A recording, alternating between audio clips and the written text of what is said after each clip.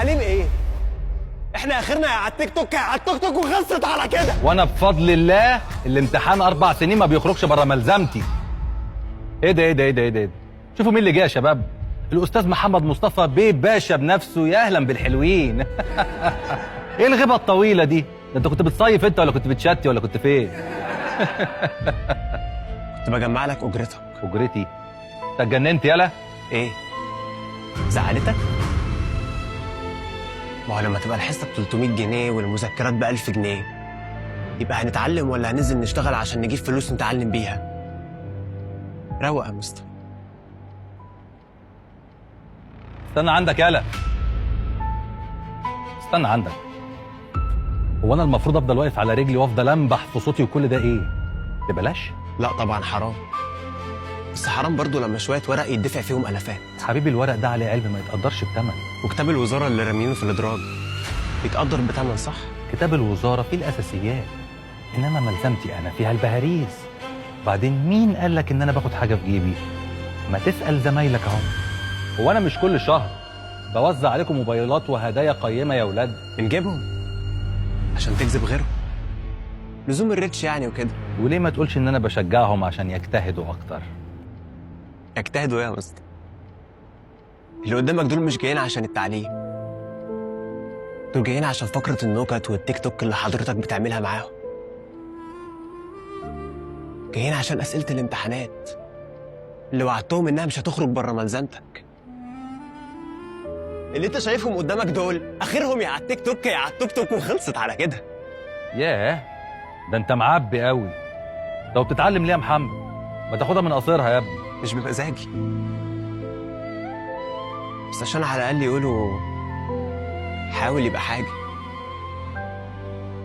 وأتعلم عشان لما أجي أتجوز يقولوا لها ده مهندس ولا محاسب.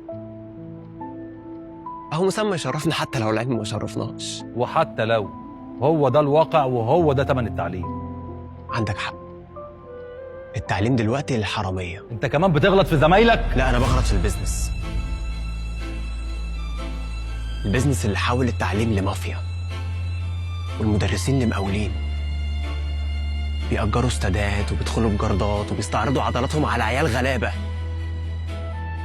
اللي سموا نفسهم وحش الجيولوجيا وامبراطور الكيمياء وبابا الرياضة. نموذج زي ده هيربي فيا ايه قبل ما يعلمني؟ وانت جاي لي بقى عشان اربيك؟ امال ابوك بيعمل ايه؟ الله يرحمه. عشان كده بقى الباشا مش متربي. بالعكس، دي تربية ابويا. ويا ترى بقى الوالد كان شغال ايه عشان يعلمك تكلم مدرسك بالطريقة دي؟ مدرس، الأستاذ مصطفى العقاد، مدرس اللغة العربية في مدرسة الصفا اللي حضرتك كنت طالب فيها. ايه؟ أستاذ مصطفى العقاد؟ يبقى أبوك أنت؟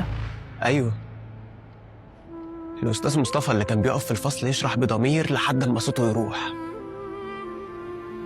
ويطلع من جيبه ويدفع مصاريف الطالب الغلبان. الأستاذ اللي عمره ما باع العلم بالقطعة ولا عمره استغل طالب في درس خصوصي. جيل المدرسين الحقيقيين اللي ماتوا ما سابوش وراهم أملاك ولا ملايين من عرق الغلابة. جيل المدرسين اللي شايفين إن المدرس رسول واجب عليه يبلغ رسالته ويأثر في الناس عشان نطلع أجيال مثقفة ومتعلمة، مش أجيال مغيبة. العيب عمره ما كان فينا، العيب في المدرس اللي لو اتعدل ورجع لنفسه هيبته من تاني أوعدك عمرنا ما هنلاقي بلطجية ولا حرامية في الشوارع، ولا هنلاقي حد على التيك توك ولا التوك توك. على إذنك يا مستر.